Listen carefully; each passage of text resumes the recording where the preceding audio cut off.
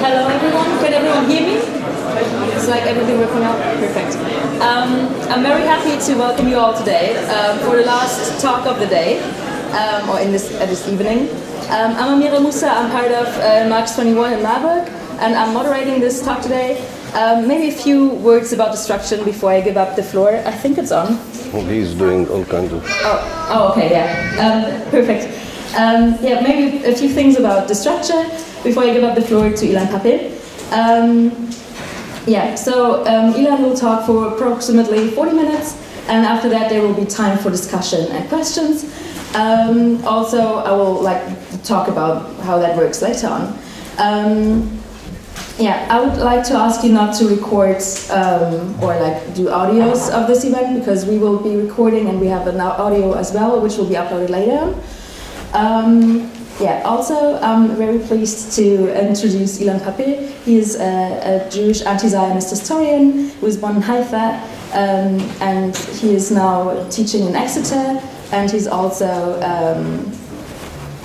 the founder and the director of the European Center of Palestine Studies there.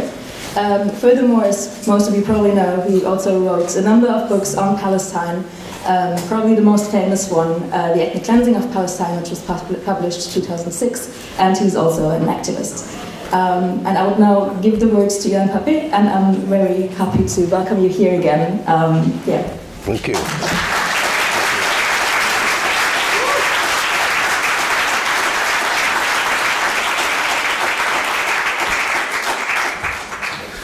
Thank you, Louisa. Thank you all for being with us this evening. I'm sure you had a very intensive and hectic day, as real activists should have. And I'm so happy I made it in time. Misunderstanding a little bit the German railway system, but I made it to the right place, it seems. Good. Okay. This year is, of course, a very important year to anyone who cares about Palestine, who is a Palestinian, who is part of the solidarity movement with the Palestinians, because it's the 75th year of commemorating the Nakba. Now, of course, these years, the name of the year or the number of the year is arbitrary.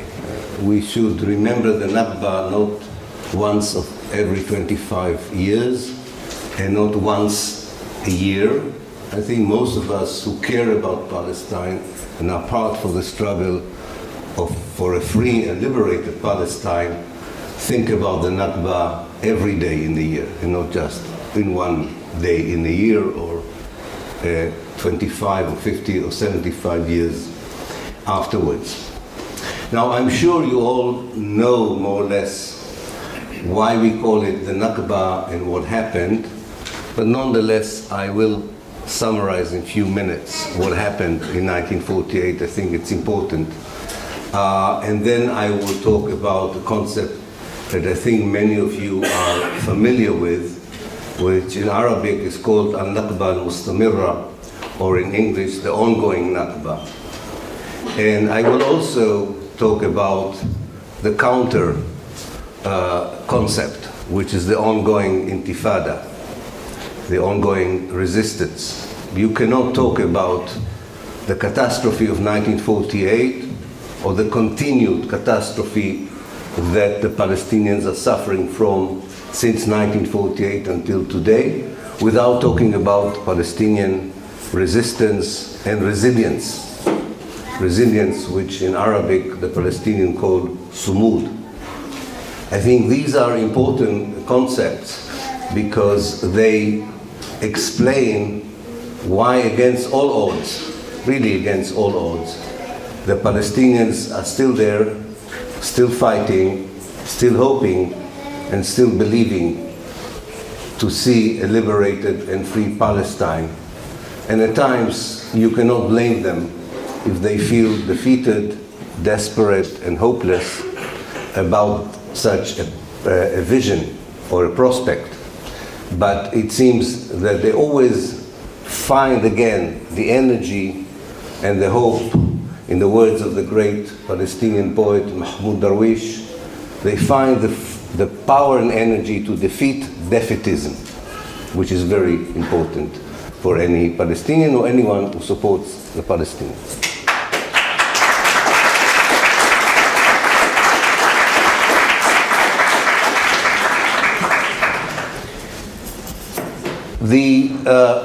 In order to understand what happened in 1948, we have to go a little bit back in history.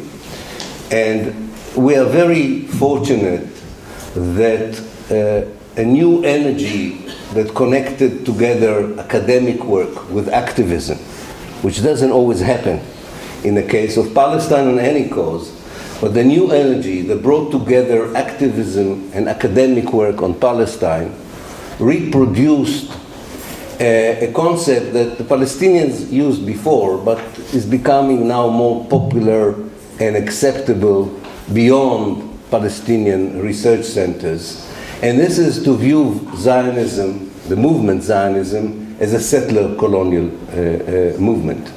And that is very important because calling Zionism a colonialism, as many Palestinians used to do, or calling Zionism a nationalist movement, as many Israeli Jews and their supporters will do, misses the point about Zionism.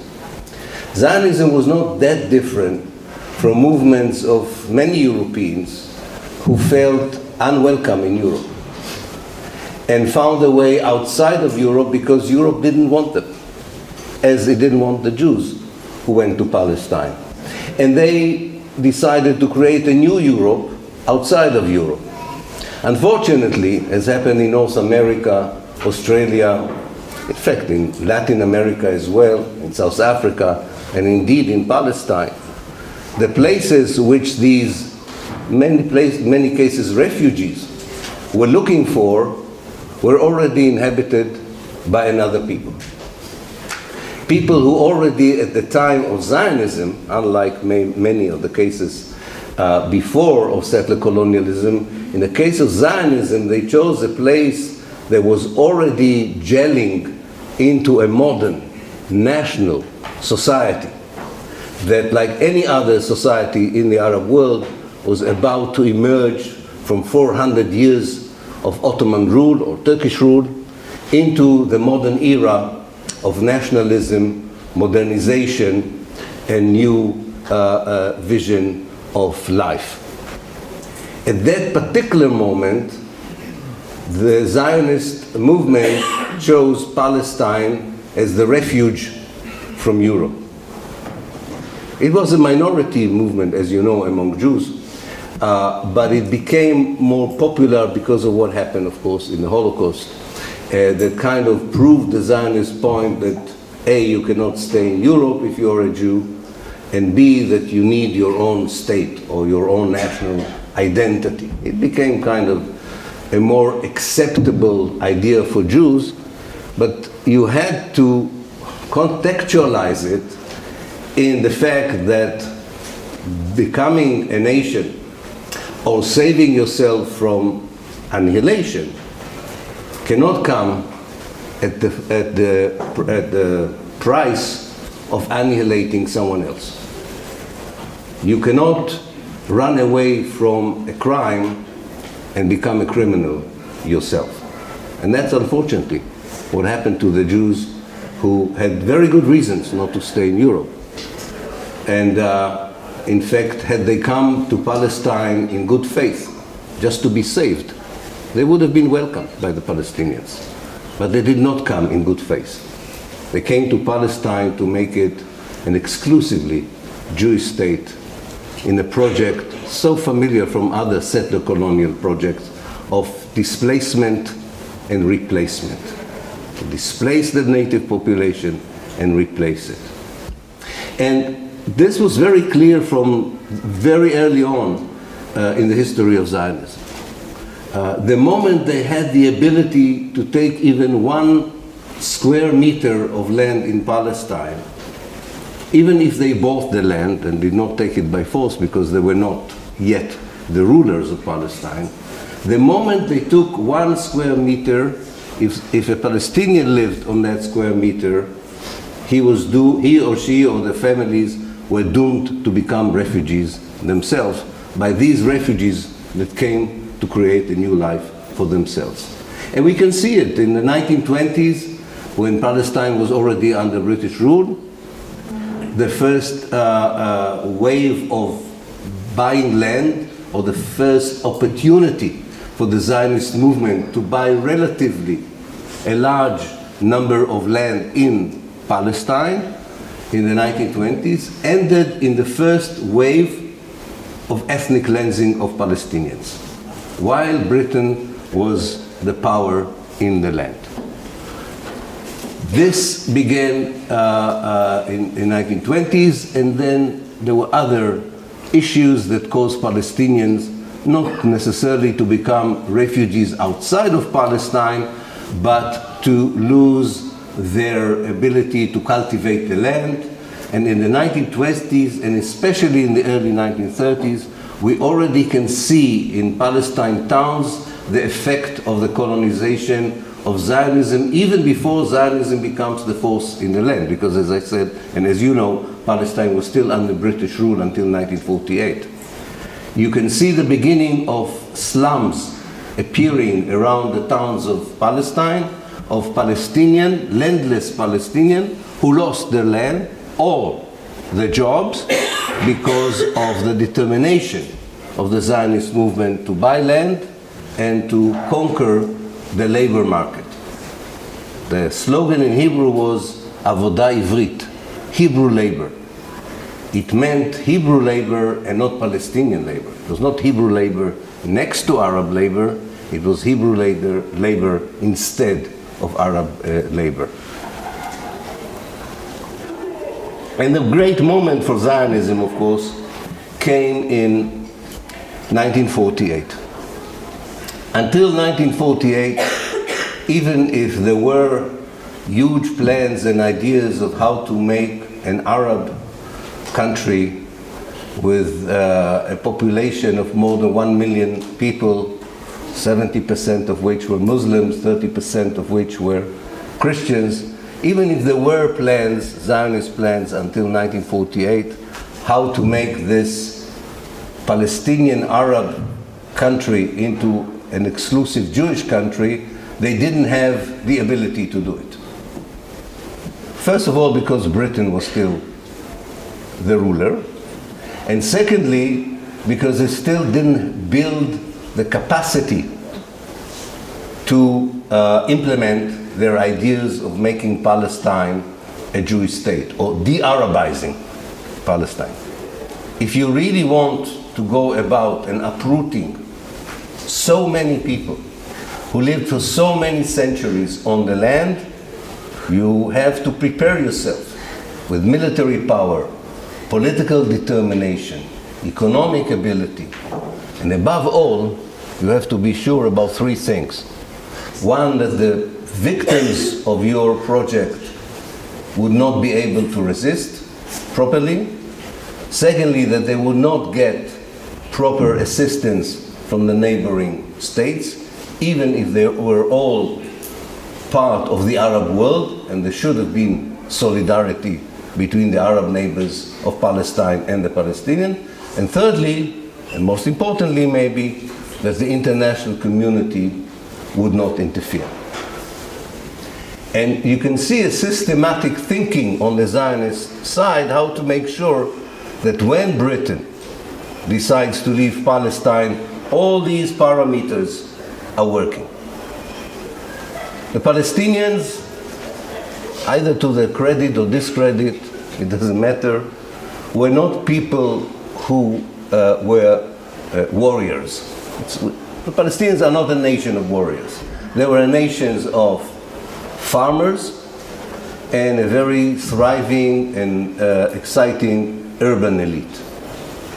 Military operations were something that only few of them were able to carry out, and even when they did carry out, they were not a great success story because it was not part of the DNA of the nation to fight for everything, believing that if you are a pastoral people, you are peaceful people, why should you prepare yourself for military confrontation?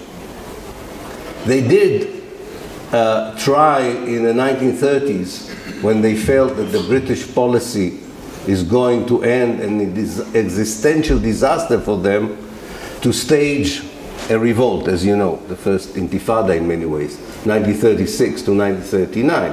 And it took a while for the British to oppress it.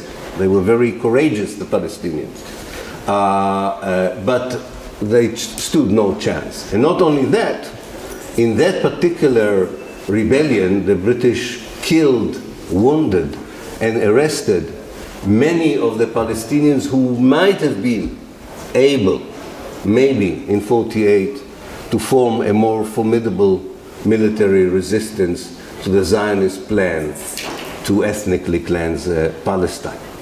So the first parameter was there, and we can give it in numbers. When the British leave Palestine on the 15th of May, in fact, even before the British leave Palestine, when the Zionist movement starts few months before the British left Palestine to ethnically cleanse, destroy and expel Palestinian villages, there are few thousand Palestinians who are armed and 10,000 of Zionist troops that are armed. So the balance of power was such that the Palestinians stood no chance by themselves to prevent the first stage of the ethnic cleansing.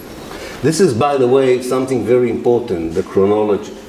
The chronology is very important because this is something that Israeli propaganda likes to point to, and even some friends of the Palestinians tend to accept a very distorted chronology. And I hope you'll get out of this room remembering that chronology. It's not that difficult, but it's a very, very important one. If you go today to the Israeli Foreign Ministry website, if you listen to an official Israeli spokesperson, even to some friends of Palestine who say the Palestinians, of course, are now victims, but they made a mistake in 1947, they were offered the state, they asked the Arab world to interfere, they are responsible also for what happened. So if you hear all this propaganda, you should always remember the chronology. Before even one Arab soldier entered Palestine, which is the 15th of May 1948, before even one Arab soldier entered Palestine, already 250,000 Palestinians were refugees. It's not that the Arab world went into Palestine to destroy the Jewish state and throw the Jews to the sea, which is the Israeli propaganda. Every Israeli kid is being taught in school about that. No. The Arab world reluctantly, after 250,000 Palestinians were refugees from all Palestine towns, from my hometown, Haifa, 70,000 out of 75,000 became refugees in 2 days. 60,000 people in Jaffa in 1 day became refugees. The towns of Baisan, Safad, Acre were totally destroyed, and Safad, and not one Palestinian remained in them. And they came to the Arab world. And this was accompanied by massacres. The most known massacre is the Deir Yassin massacre that occurred on the 9th of April 1948, namely more than a month before the Arab world sent its troops into Palestine. So the chronology and the correct narrative is that the Arab world was pressured by the public opinion to do something about the fate of the Palestinians, because the Palestinians were becoming day by day victims of ethnic cleansing and massacres. So you cannot say that it all started on the 15th of May. The 15th of May was too late. The Arab world was busy with its own wars of liberation. Some of its leaders were not the best leaders one could have hoped for, and they sent too few troops, and they came, for many Palestinians, they came too late, and even those who came were not doing a great job. the only Arab army that could have saved the Palestinians, and saved some Palestinians, one should say, is the Transjordanian, well later the Jordanian army. Why was the Jordanian army so competent?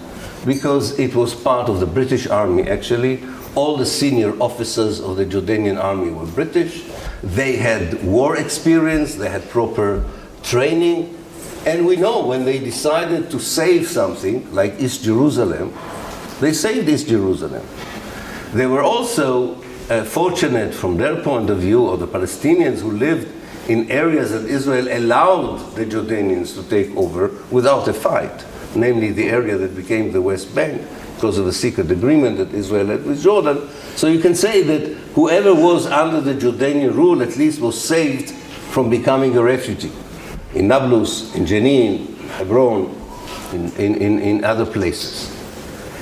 But when the Jordanian army was asked to save the last two Palestinian towns outside the West Bank, Alid and Ramle, the British officers decided it was not worthwhile to lose soldiers on defending these two towns.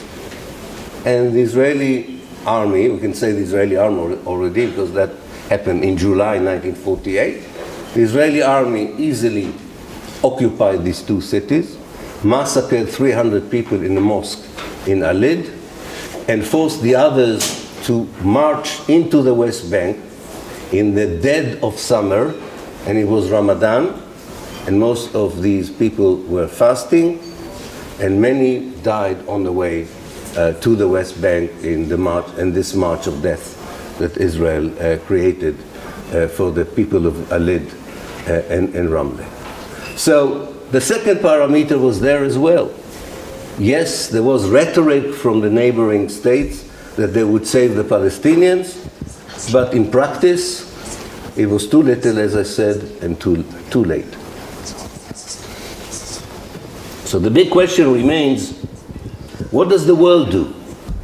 When already in February 1948 you open the New York Times, or you listen to the BBC, and you hear that the Zionist forces, I'll call them the Zionist forces until the 15th of May, because the establishment of the State of Israel, when you hear already in February and March 1948 that the Zionist forces are expelling people.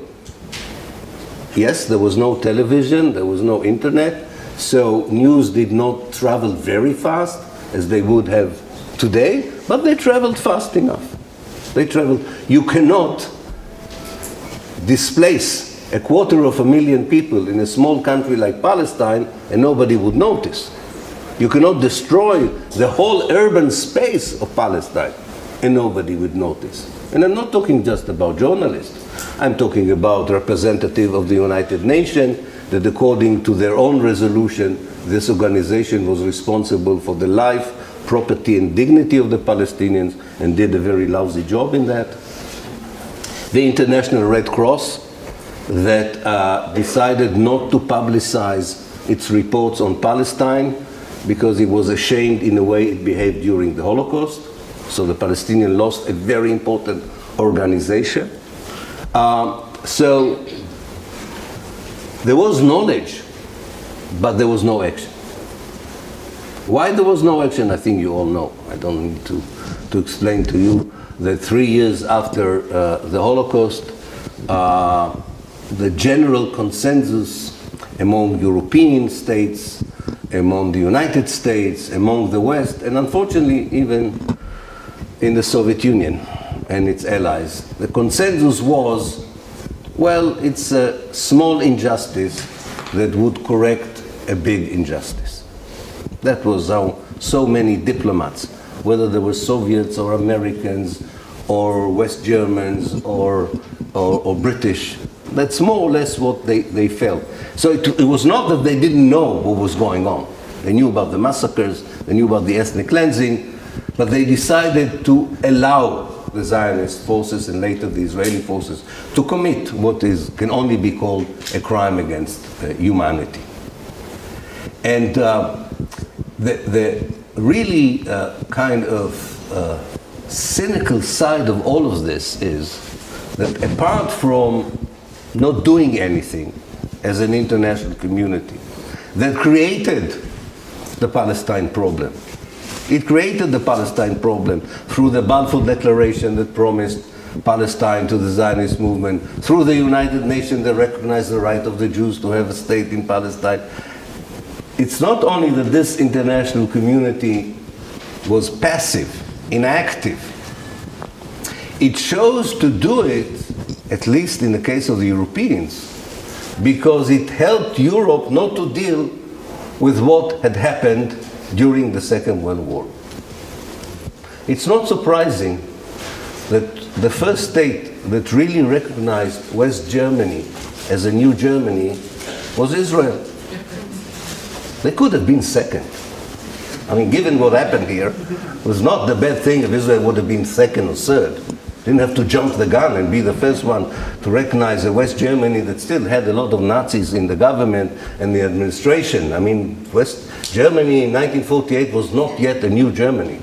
Let me tell you a little bit about your own history, which I'm quite familiar as a son of a German Jewish family. 2023. Sorry? Also in 2023, not That's right. That's right. But that's your lecture, not mine. So it meant that in order not to go deeply, and I'm not talking only about Germany, I'm talking about every society in the continent that gave a hand not only in the destruction of the Jews, but the destruction of other people during the Second World War. There was no open discussion about that because the main problem was solved. The Zionist movement said, we represent the Jewish victims of the Holocaust. It's okay, everything is resolved. Germany would compensate the state of Israel, and then we can move forward as European and as Israelis to a different kind of a period. It would have been much better for everyone if people would sit down and say, this was such a horrible chapter in European history that no, we cannot easily move forward. Definitely we cannot move forward by creating a Jewish state at the expense of the Palestinians. That was the worst kind of a solution for the Jewish problem of Europe.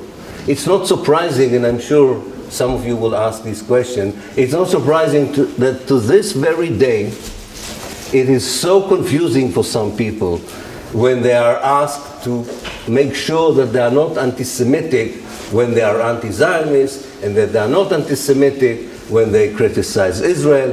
This has nothing to do with your anti-Semitism or philo-Semitism.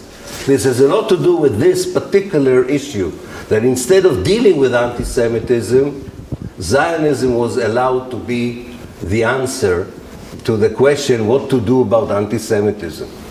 What is the solution for anti-Semitism? Kicking out the Palestinians from Palestine. That is so awkward. This is so abnormal. This is so outrageous that, not surprisingly, 75 years later, some people are still confused about these issues because the foundation was so morally wrong to begin with. So all these parameters worked for Israel, or what will become Israel. No real resistance from the Palestinian, no real assistance from the Arab world, and an international community that knew exactly what was going on in Palestine and said, this is for the better good. And when an ideological movement that commits a crime against humanity, and I will describe in a minute the magnitude of this crime, but an ideological movement that gets a message from the international community that it can commit a crime against humanity and not be condemned or rebuked or sanctioned or punished for such an action, takes this attitude and answer, and it becomes part of the DNA of the state. If this is the message, why should you not continue with the ethnic cleansing of Palestine? And you continue because the Palestinians, despite their military weakness, despite their surprise at what happened, were showing resilience, were showing resistance, and therefore still half of the Palestinian population remained in historical Palestine. Yes, half of them became refugees, 750,000, but 750,000 remained in historical Palestine. Yes, half of their villages were destroyed and most of the towns were demolished, but in the villages that stayed, an amazing thing happened. Small communities of Palestinians, poor communities of Palestinians, under the pressure of Israel and Jordan, and before international aid arrived, catered for tens and thousands of Palestinians and made sure that not all of the Palestinians would become refugees. So we have a lot of internal refugees in Palestine, in the refugee camps in the West Bank, in the refugee camps in the Gaza Strip, and a large community of internal refugees today in Israel. There are amazing stories that amazingly only are coming out now because historians were less interested in that side. But I can tell you from my own research that, for example, the city of Nablus received for 2 years refugees triple the number of its own inhabitants. Triple the numbers. Tulkarem, there was 8,000, and in its villages, and the villages around Tulkarem, catered for almost a year for about 25,000 Palestinians, and they were altogether 8,000.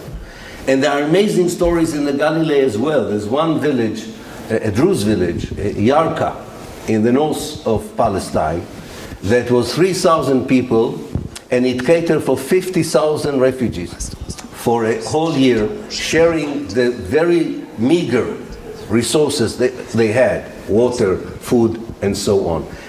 This kind of salvage operation made sure that the number of refugees outside of Palestine is much smaller than it could have been had the Palestinians not shown that kind of resilience and solidarity, which is very important.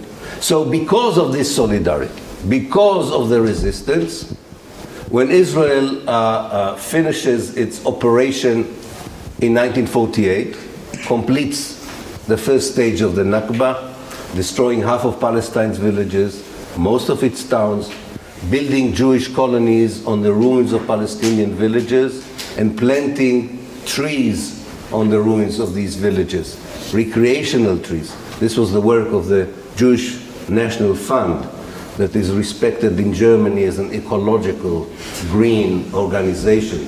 You should make sure that you let them know that you understand that the Jewish National Fund is one of the only remaining colonizing agencies in the world still responsible for ongoing ethnic cleansing of Palestinians today. This kind of operations ended more or less at the beginning of 1949.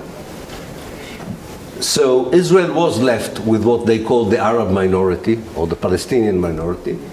They immediately imposed on them, against international law, you cannot impose on your citizens martial law, military role, as if they are occupied people. But Israel did it between 1948 to 1966. And it is fascinating to read the reports of especially Western diplomats who know something about international law. So they all report that Israel is violating between 48 to 1966 the basic rights of 20% of its citizens.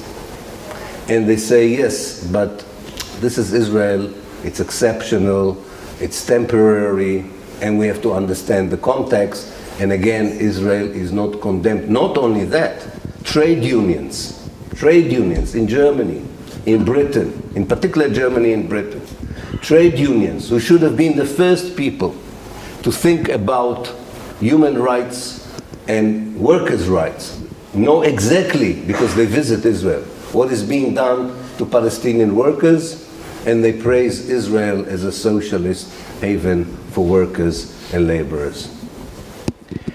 Then comes 1967.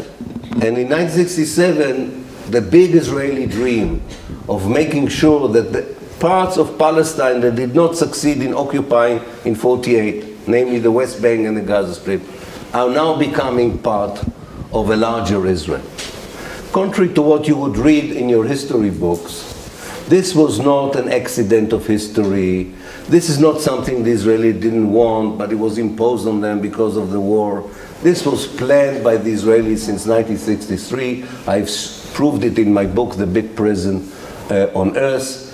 From 1963, Israel planned the occupation of the West Bank and the Gaza Strip, and it was very clear, because for them, without these two territories, as the most moderate Israeli politician at the time, Abba Eban said, Israel would have an Auschwitz borders. They're not very careful, as you can see, with their language, but that doesn't matter. It's for another lecture. But this was very clear, and they planned for this and imposed the same military rule that they imposed on their own citizens. They have now imposed on millions of Palestinians. Millions of Palestinians. And they have been doing it now for more than 50 years. And it is, in a way, outrageous to see how the international law tribunals, how moral philosophers, intellectuals, and so on, try to say it's temporary, we have to understand it, we have to understand that this is a reaction of Israel, and so on, when it's in front of us. It's the same ideology that brought the ethnic cleansing in 1948, is the ideology that brought the ethnic cleansing during June 67, when 300,000 Palestinians were ethnically cleansed from the West Bank and the Gaza Strip. This is the same ideology that led to the ethnic cleansing of Palestinians from 1967 until recently. More than 500,000 of Palestinians in various ways were expelled by Israel from the West Bank and the Gaza Strip. And this is now the ideology behind the ethnic cleansing in the Jordan Valley, in the south of Hebron Mountain, in the Great Jerusalem area, in the Nakba, and the areas of the Galilee. The project of ethnic cleansing has not ended because of the ongoing intifada. And with this I will finish. Because it is something that many people who are now, after 75 years, try to understand, where do the Palestinians bring their resources, their energy? Because on the face of it, they are not very good at politics. They keep fighting each other. 3 Palestinians is a recipe for 5 parties. It's something that boggles the mind. It's not that they are like the Viet Cong or the Hezbollah. They're not very good at working together and so on, to make it even easier. You would think it will make it even easier for the Israelis. They have no support from any Western government in the world, shamefully, but they don't have any support. You can hear the president of the European Commission talking like a toddler. Oh, I'm really kind of saying not nice things about 5-year-old children when I compare it. To say such a stupid thing that Israel bloomed the desert. I mean, how stupid can one person can be, even if they are president? Really?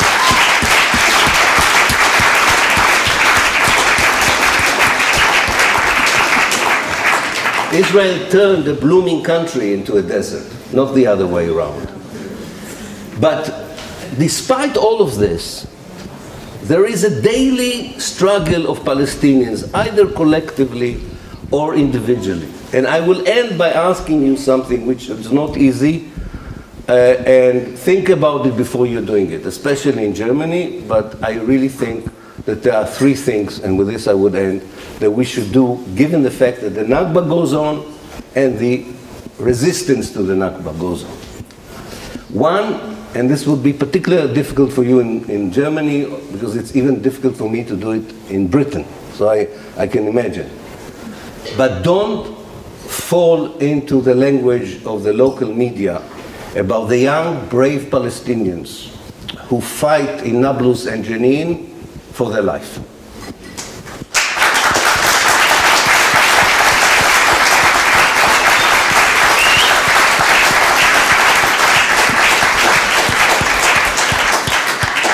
Secondly, as difficult as it is for us, and we all don't like corridors of powers, places where people make decisions, we have to find a way, I don't have a recipe, but we have to find a way to translate a huge support for the Palestinians in the civil society, in the world, into policies from above.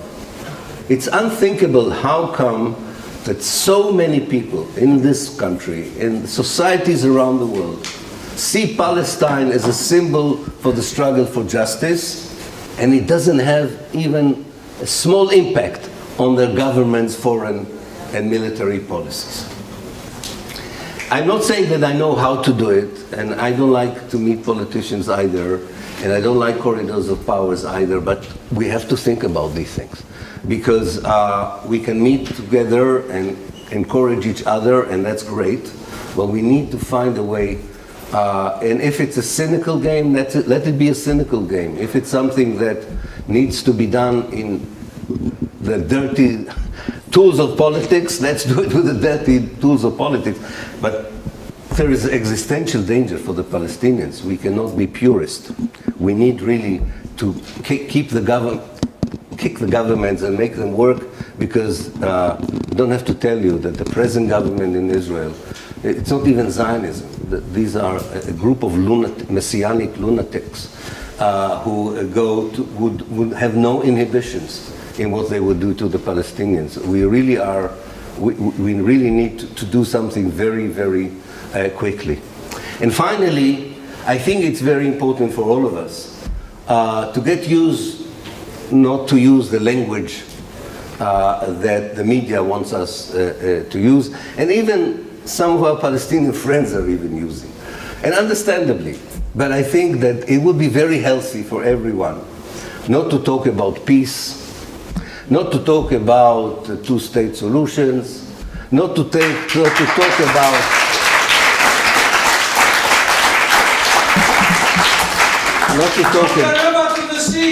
indeed.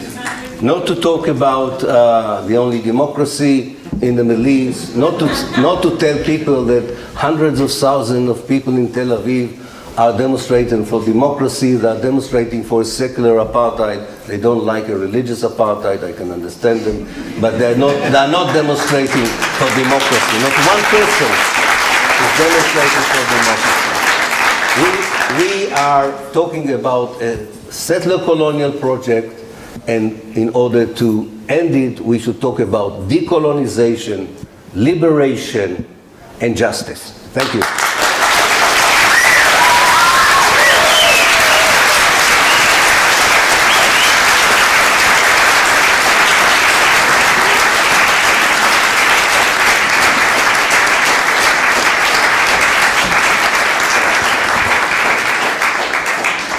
Thank you very, very much. Thank you. We will have something called a mumbling round for like approximately 2 minutes. So, because we got a lot of great input, and I feel like everyone has the need to talk. So now you have like 2 minutes to talk with your neighbors, and like also like formulate questions or whatever, and then I will give like a hand sign or just tap the microphone for you to come back to me. All right. The first question. It's a long journey to get out of an indoctrination. I wrote a book about it called How to the Frame. It's a journey, and there are stations. There isn't one moment. And there are not that many, unfortunately, but those who did have a little bit of a different story to tell. I think what is common both to my case and to the cases of other Israeli Jews who became anti-Zionist, I mean, not to talk about the early ones, but kind of more newer generation, it is spending quite a long time outside of the country, and maybe a certain modicum of, decency in looking at the reality in the face and not feeling comfortable about it and not running away out of it.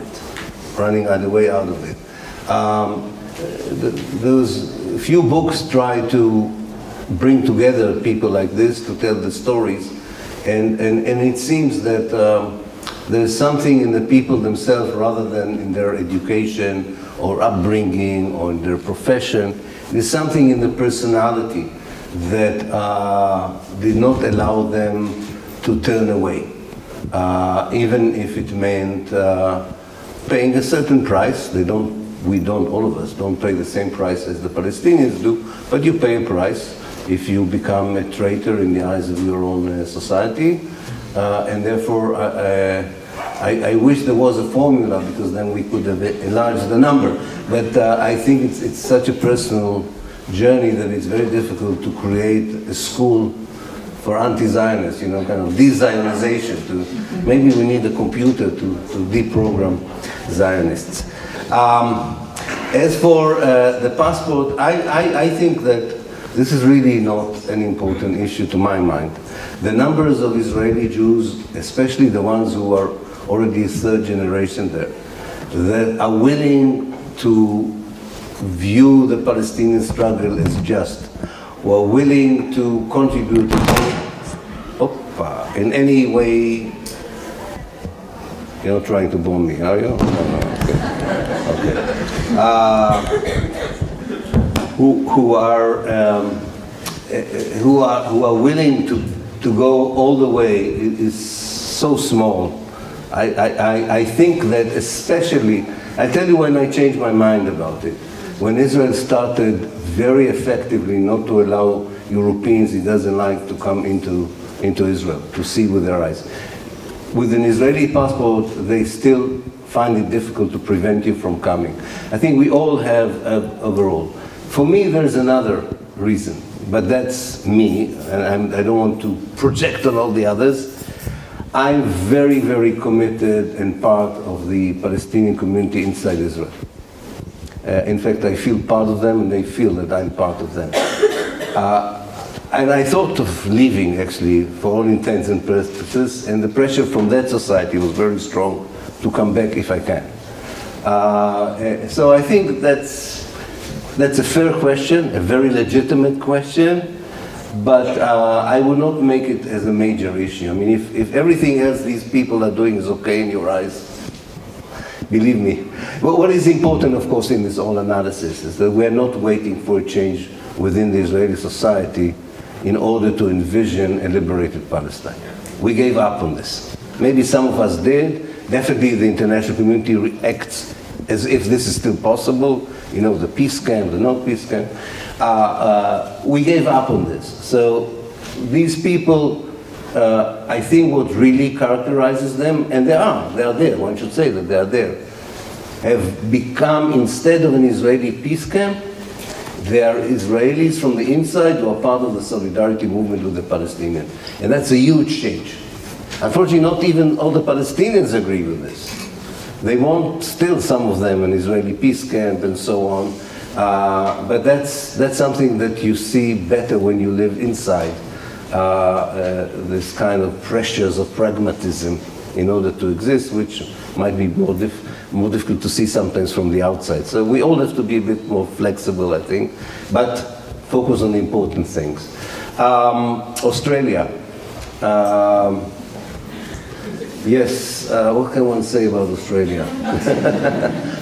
The Jews, of course, the Jews are 1% of the Australian population, and yet one of the 4 pillars of the Australian foreign policy, as being declared in the Australian Parliament every time a Prime Minister and Foreign Minister is sworn in, one of the 4th pillars is to protect the State of Israel.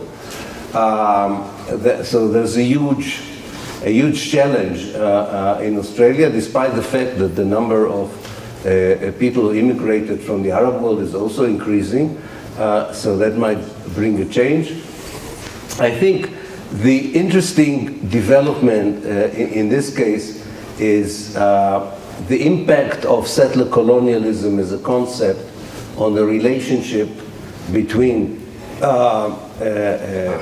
natives, First Nations in Australia and the Palestinians, something that was not there before. And I think that's a powerful connection. That's a powerful connection because not because I think the fate is similar of the people who were in Australia and the Palestinians, but because the international law fails them, the native Australians, as it fails the Palestinians. Because the international law, knowingly in 1960, declared that settler colonialism is not a violation of the international law. Colonialism, yes, but not settler colonialism. Because if settler colonialism is a crime, a violation of international law, then Canada, the United States, Australia, New Zealand, so many countries would find it very difficult to deal with their own past, and one should say their present behavior towards people. So I think that's very important, this connection. It includes the Native Americans, the First Nations in Canada, and so on. At first there was a bit of a Palestinian hesitation because Palestinians did not want to be compared to people they thought were defeated already and were put in reservation. But I think there is a new understanding now that this is not the kind of comparison that is being done. It's the comparison of the victims of settler colonialism who are not receiving justice from the world and deserve justice from the world. Freiburg, yes. The Zionist project as a whole, whether you thought the present moment was a challenge to the Zionist project. Oh yeah, to this president, you're right. I'm sorry, I forgot your second half. Australia immediately took me to my tour in Australia. Okay, let me say something, it's provocative or not, but I really think we are watching the final chapter of Zionism. I'm really confident about it. We are.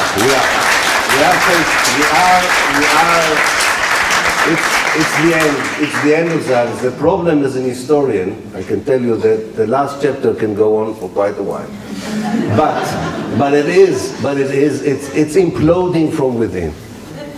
In fact, even if one Palestinian doesn't resist, and one Palestinian doesn't protest, and one good person doesn't protest in Berlin, the Israelis are eating themselves from within, because the whole concept, forget about the Palestinians for a moment, but the whole concept of a nation that is based on religion is on such shaky foundation that whether it's Christian, Jewish, Hindu or Muslim, it has no chance. There is no chance of working as a solidarity or as a social contract between people. The only social contract the Israelis have between themselves is the hate of Palestinians and Arabs. That's not a very healthy social contract, and it doesn't last forever. I think there is a problem. I don't think the demonstrators of Tel Aviv will have their way, given the demographic of the Israeli electorate. The people who are these Messianic Jews, who have this very clear vision of how they want to see the public domain in Israel, how they want to end, as they say, the project in the West Bank. These people are going to win the elections again and again. Maybe they would lose the next one because they're very incompetent, so sometimes people would be a bit worried about their incompetence, but they would come back. We can see this in Israel's history, the attempts to change a little bit the political constellation lasts usually a year or two or three in the case of Rabin, but not more than that. So I think this is not going to be sustained. Not to mention the economic problems of Israel. The gap between the rich and the poor within the Jewish society has never been so wide. The banks are making billions of dollars, and the Israeli system that allowed the economy to sustain, those of you who are Israelis or former Israelis would know what I'm talking about, the famous overdraft, where your bank allows you actually to have 3 times your salary in your account for a very high interest. This is collapsing. This is now collapsing. So I think for all these reasons, yes, Israel could still be admired by rogue states around the world. There's a lovely new coalition between the neo-right in Europe, people like Urban and Netanyahu and Modi in India. Yes, this coalition is powerful. I'm not underestimating its force, but for the Israeli Jewish society, it means that a large section of that society will not be able to be there under such circumstances. Not to mention also that the global situation is changing, America is losing its dominance, and so on. So yes, I think that this is a worrying moment, by the way, because it is the end, it's worrying. The end of apartheid South Africa was the bloodiest, most cruel chapter in the history of the apartheid state. The last 7 years of apartheid South Africa were the worst in terms of bloodshed, cruelty, the ruthlessness of the regime. So we have to be very careful not to lose our sight and focus on this. So Freiburg, very quickly, you are fighting a huge fight in Germany. I know it because out of 5 invitations I get to German universities, I'm lucky if one of them is being fulfilled. And so I know what you're talking about when it comes to exhibition and so on. I think that the best thing is to continue a dialogue. And I said it with my dear friend Phil, who stands there at the door, keeping an eye on us. I said in an interview with Phil, it's amazing how in a nation like Germany, that in the past and in the present, has an amazing reservoir of intellectuals, philosophers, poets, writers, really, the top of the top, crème de la crème. And when they talk about Palestine, they say such stupid things. So either they are, and I don't think they're ignorant. The horrible thing is that they are saying these things because they're either intimidated or they're self-censored. I don't think they believe a word that they're saying themselves. It can't be. They are educated people, I know them. But I can show you, I have a file, a folder in my house of the letters I got from vice chancellors of several universities in Germany, including some mayors, explaining to me why I was disinvited. I mean, I wouldn't even fail them if they were my students. I would immediately ask them to go back to kindergarten, to start again. Thank you.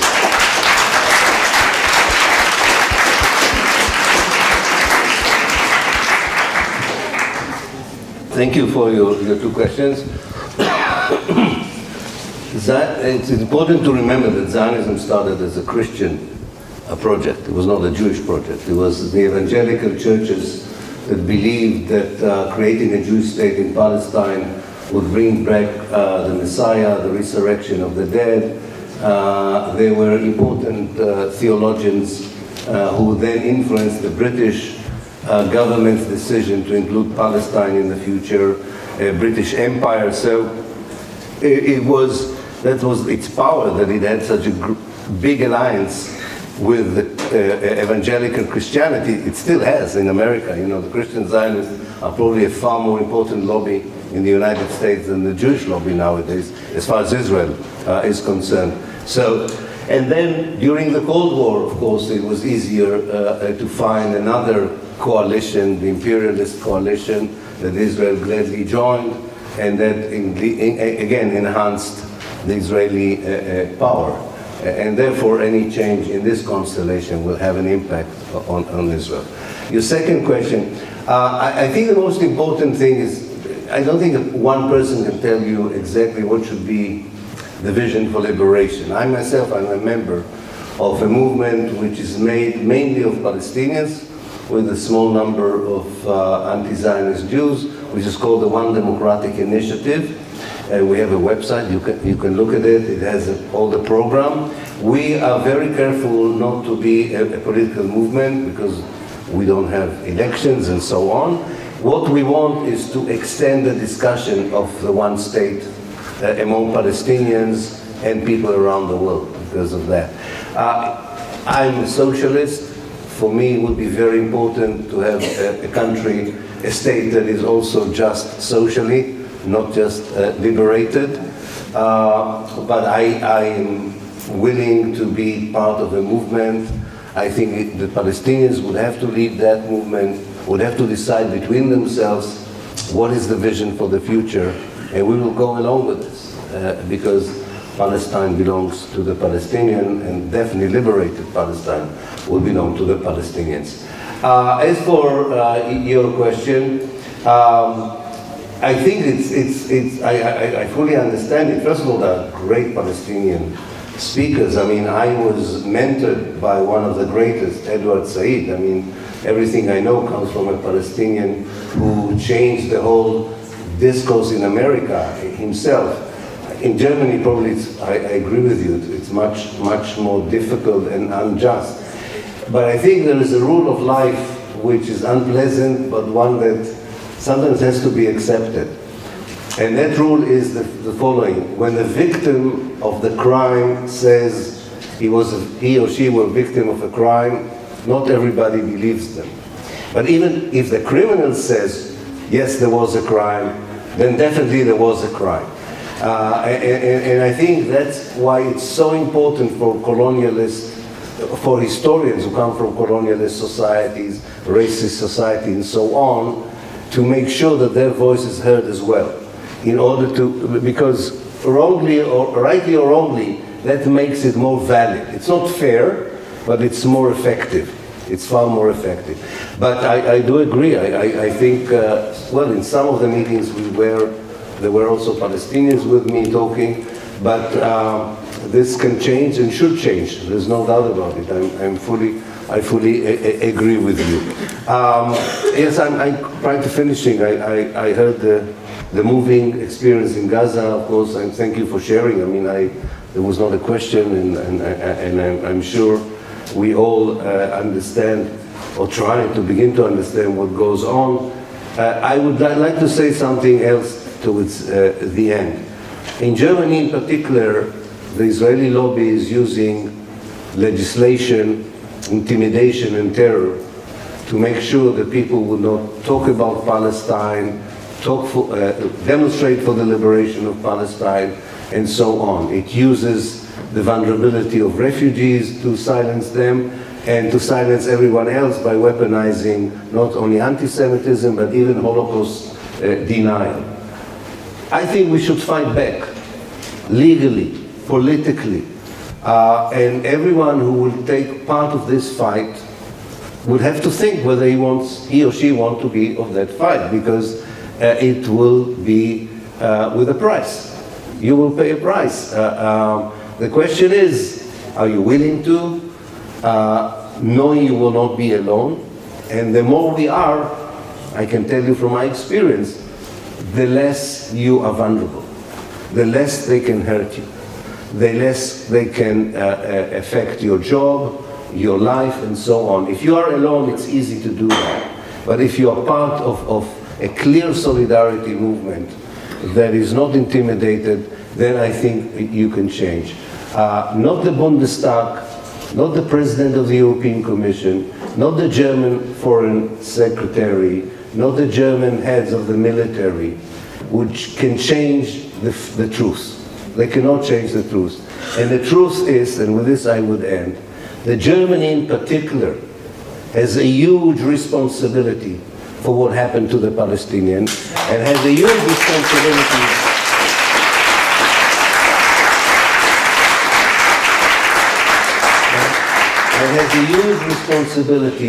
for helping the Palestinians to be liberated. Otherwise, they are repeating the crime in the name of which they support Israel.